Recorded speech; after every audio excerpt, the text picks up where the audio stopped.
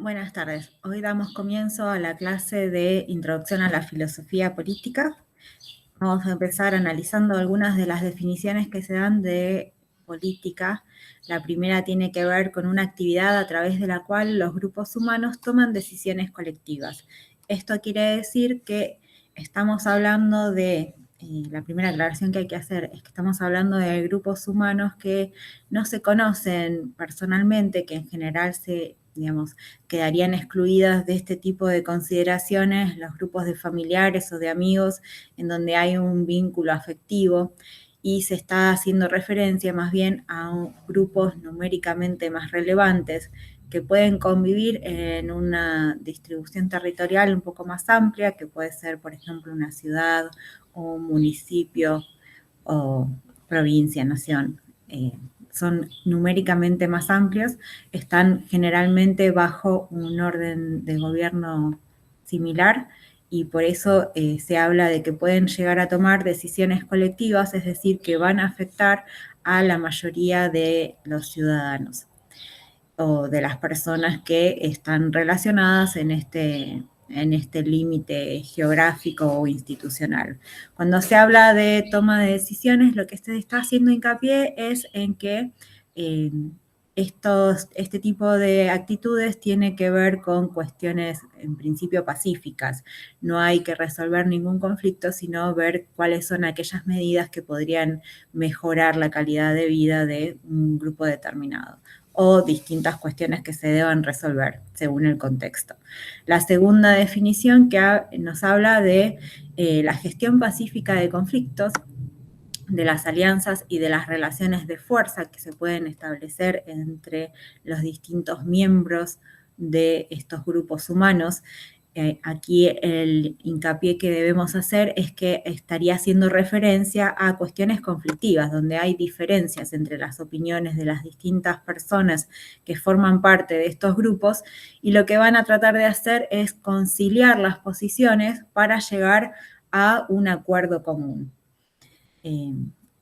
Estaría tratando de llegarse como a la primera definición, a estas decisiones colectivas, pero que van a tener que pasar por instancias de resolución de conflictos. Acá ya no hay una cuestión pacífica, sino que se sabe que las distintas posiciones que asumen cada uno de los miembros tienen que ver con cuestiones diferentes que en general se contraponen a los intereses de los otros. Por eso se habla también de alianzas, de aquellos que van a estar tratando de generar una relación de vinculación positiva para alcanzar un fin determinado o un objetivo específico, y de las relaciones de fuerzas que cada una de estas alianzas va a marcar sobre el resto. Hay alguna que se va a imponer sobre las distintas agrupaciones. Por último, tenemos una tercera definición que hace el hincapié en estas cuestiones que atraviesan a las dos primeras, que es el arte de tomar el poder, de conservarlo y utilizarlo. Acá lo que nos está diciendo es que hay una capacidad de tomar decisiones y de llevarlas a cabo que será el foco de nuestro análisis. Estas son las definiciones principales o algunas que marcan diferentes puntos en relación a la cuestión política. Luego tenemos los temas principales que se desprenden de estas definiciones.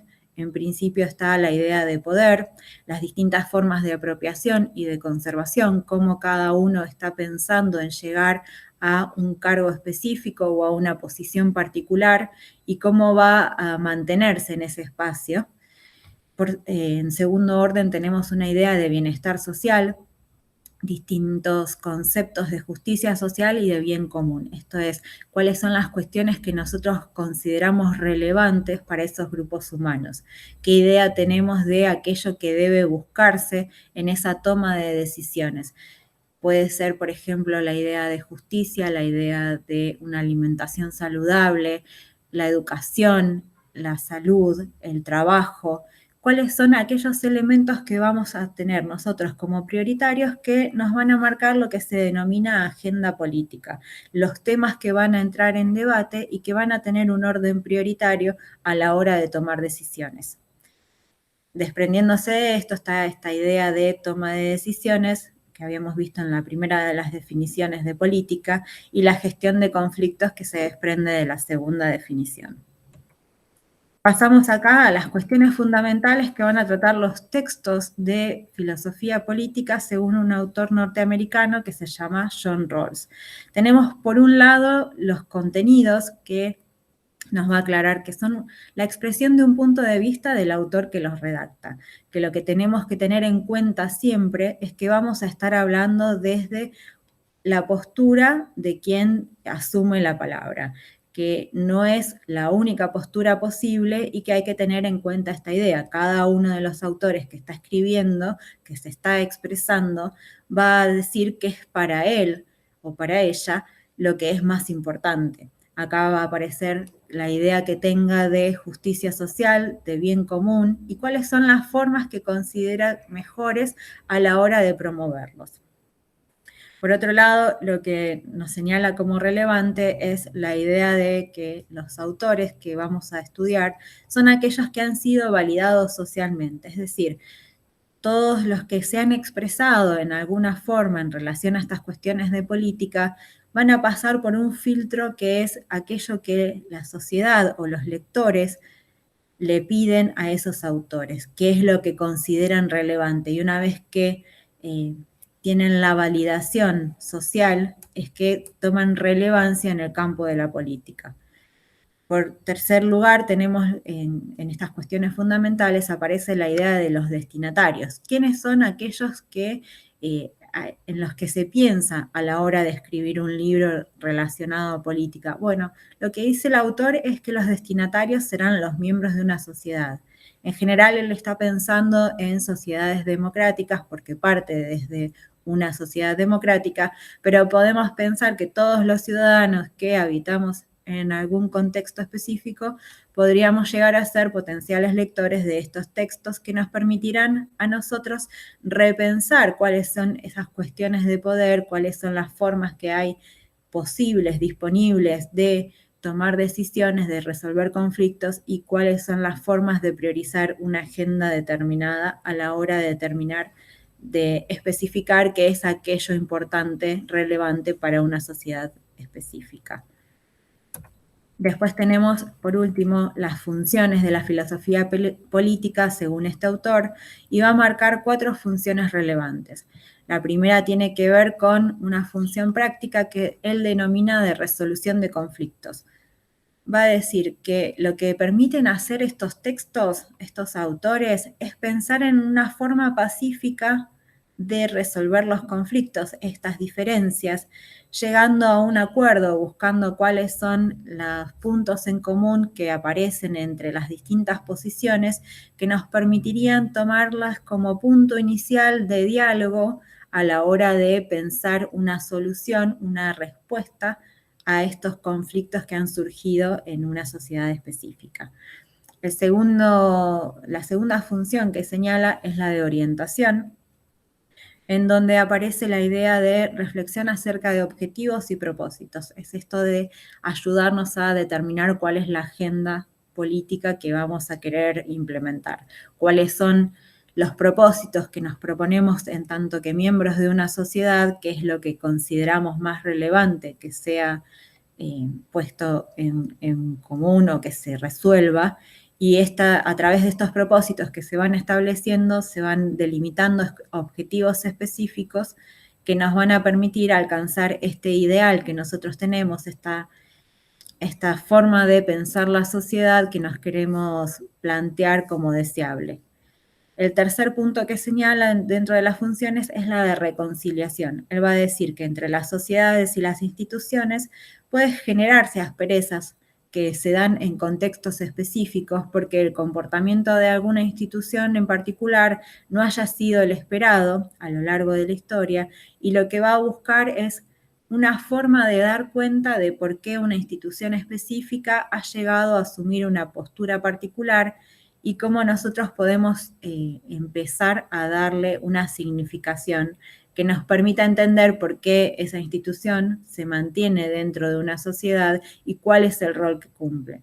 Él lo que va a decir es, no necesariamente hace falta que nosotros pensemos ciegamente que cualquier tipo de institución puede hacer lo que quiera, sino que habría que ver cuál es el sentido que tomó en un contexto específico, las acciones que realizó y cómo puede llegar entonces la sociedad a aceptar aquello que hizo o permitirle que se comporte de una determinada manera o exigirle que modifique ese tipo de conductas. Por último, aparece el punto 4, que es el de las políticas practicables. Él va a decir que hay que poner a prueba los límites de posibilidad de las políticas practicables. Esto es, podemos hacer un ejercicio mental que es probar qué elementos podrían incorporarse o modificarse dentro de una sociedad específica para que esa modificación o ese tipo de políticas nos permitan alcanzar una determinada forma de organización social o de estructuración social, una determinada forma de pensar una sociedad específica.